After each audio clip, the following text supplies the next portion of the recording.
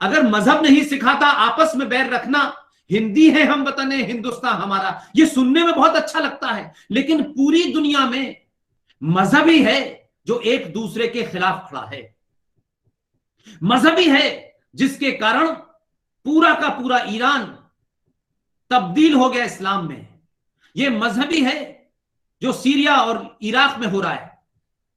आप मुझे बताइए, पूरी दुनिया में मजहब के नाम पे कत्लो गारत हो रही है, हत्याएं हो रही है कि नहीं हो रही है?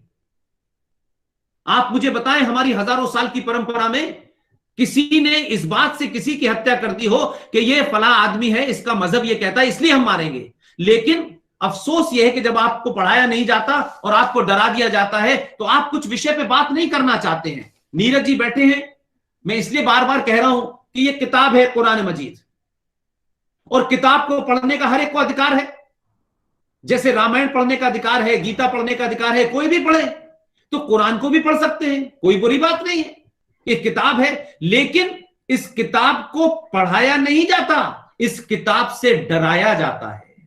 इस किताब से डरो, पढ़ो मत इसे खोल के और हरे कपड़े में लपेट के ऊपर रख दो बस। और जब भी कोई बात के तो कुरान में ये लिखा है, तो मेरा कहना यह है कि जब कुरान को देश में लोग पढ़ने लगे तब पता चला कि कुरान मजीद के सिलसिले में दिल्ली की मजिस्ट्रेट कोर्ट ने, यह बात आपको कोई बताएगा नहीं, इसलिए कि लोगों के राजनीतिक स्वार्थ हैं, लोगों के संगठन चलाने के लिए स्वार्थ हैं, लोग चाहते हैं उनकी संगठन की दुकानें चलती रहें। ऐसे बहुत से हिंदूवादी संगठन भी हैं जो ये सब करते हैं, लेकिन मेरा, नीरज जी का, RSN सिंह साहब का, हम में से किसी का कोई संगठन नहीं। हम जानते हैं कि संगठन में जाने का मतलब होता है कि आप फिर उसकी परिभाषा में चले जाते हैं, उस डेफिनेशन में चले जाते हैं, लिहाजा सच बोलते वक्त आपके शब्दों में अमेंडमेंट होने लगता है। मैं कहना चाहता हूं, 31 जुलाई 1986 को दिल्ली की मजिस्ट्रेट कोर्ट ने एक केस दायर किया गया और कुरान मजीद पे बहस हुई। मजिस्ट्रेट का नाम था जस्टिस ZS लोहात, इसको आप गूगल करके देख सकते हैं। और उन्होंने कहा कि कुरान मजीद की ये 24 आयतें हैं जिसको पढ़ने के बाद भारत में मुसलमान दूसरे धर्म के लोगों को या दूसरी आस्थाओं को या परंपराओं के मानने वालों के साथ नहीं रह सकते, क्योंकि ये हेट फैलाती हैं, उनकी हत्या करने का आदेश देती हैं। लेकिन इस पर चर्चा नहीं होगी, क्योंकि इस पर चर्चा होगी तो वो गर्दन काटने का फतवा आपको दे देंगे। तो सवाल यह है कि अगर बीमारी कैंसर है तो कैंसर का इलाज करिए, तकलीफ होगी, हो सकता है 2-4 लोगों की हत्या कर दें, 2-4 लोगों को मार दें, लेकिन अगर भविष्य को ठीक करना है तो हम में से किसी ना किसी को वो बलिदान देना होगा। हमसे बहुत पहले लोग दे चुके हैं, हम कोई नया काम नहीं कर रहे हैं। लिहाजा हम कोशिश कर रहे हैं कि आप कंफ्यूजन बना रहे हैं, किताब लें, खरीदें और पढ़ें, और खुद पूछें कि जब 30-35 करोड़ लोगों की किताब ही ये कहती है कि तुम्हारी हत्या बगैर किए हमारा मजहब पूरा नहीं होता, तो फिर हम और आप भाई भाई कैसे हुए? ये भाईचारा कैसे हुआ? ये नहीं हो सकता। लिहाजा ये गंगा जमुना तहजीब का झूठ फैलाया गया। तो ये बहुत सारे नैरेटिव है, मैं समझता हूं, इसलिए पूरे इतिहास को पढ़ें और इस्लाम को पढ़ें और गलत गलत नैरेटिव में न जाएं। मैंने RSN सिंह साहब से अभी कुछ दिन पहले बात की, उन्होंने एक अच्छा शब्द कॉइन किया। उन्होंने कहा इस्लाम तो एक बड़ा लिटरेरी मीनिंग है, इस्लाम जैसे फिजिक्स है वैसे इस्लाम है। असल में उन्होंने कहा कि ये कुरानिक सिविलाइजेशन है जो मानवतावादी सिविलाइजेशन को चैलेंज कर रही है।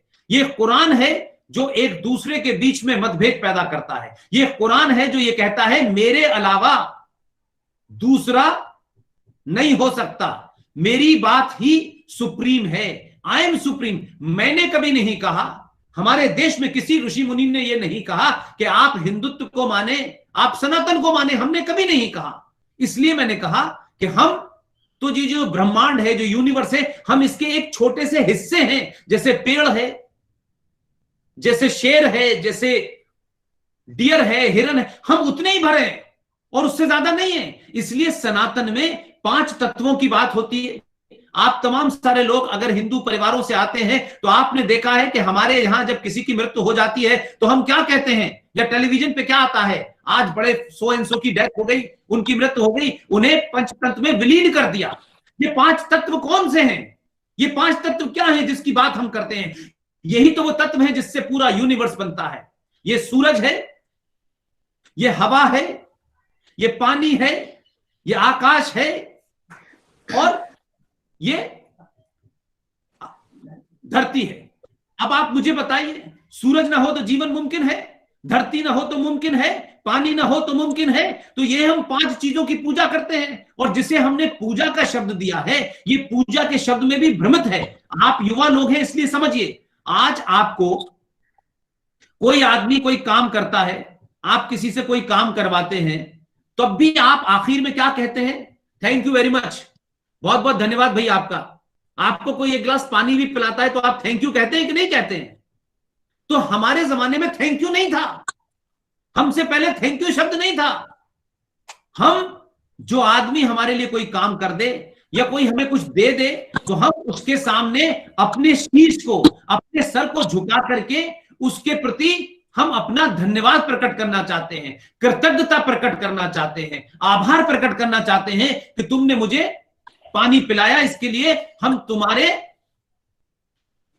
एहसानमंद हैं, हम तुम्हारा शुक्रिया अदा करते हैं। अब हम जब उस जमाने करते थे तो आज के दौर की तरह नहीं होता था कि बगैर कुछ कहे मुंह से थैंक यू कह दिया। उस जमाने लोग हर बात में हाथ जोड़ के अपना सर झुकाते थे। तो सूरज जो हमें एनर्जी देता है, जिससे हमें विटामिन डी मिलती है, उस सूरज को हम सुबह सुबह देख करके हाथ जोड़ के उसका नमस्कार करते थे कि ए सूरज, तूने हमें एनर्जी दी। ए धरती, हम जमीन पे पैर क्यों छूते हैं?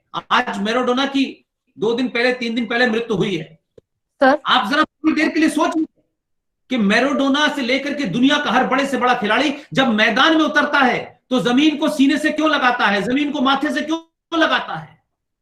Sir, Pushpendra sir, sorry to interrupt you, but I would like to say that can you please conclude the topic you have covered? Soon. Okay, done. Also, Okay. I would like to invite Neeraj sir now to present his views also.